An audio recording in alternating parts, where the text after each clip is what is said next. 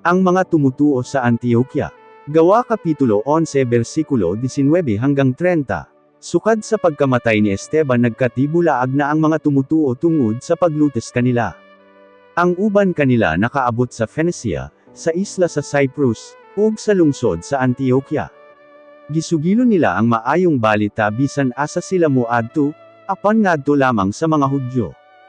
Apan ang ubang mga tumutuo nga taga Cyprus ug taga Cyrene miadto usab sa Antioquia, ug bisan ang mga dili Hudyo gisuginlan usab nila sa maayong balita mahitungod kang Ginoong Hesus.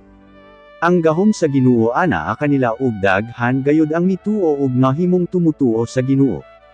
Kini nga mga panghitabo na dunggan sa mga tumutuo sa Jerusalem, busa gipadala nila si Barnabas didto sa Antioquia.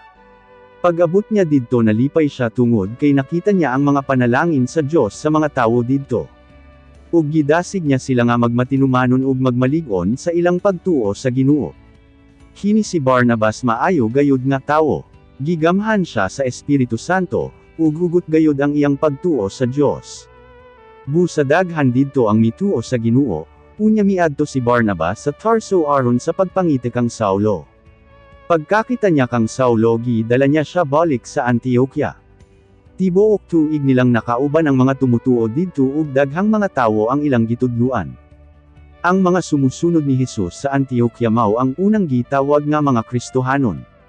Niadtong higayon may mga propeta sa Jerusalem nga miadto sa Antioquia.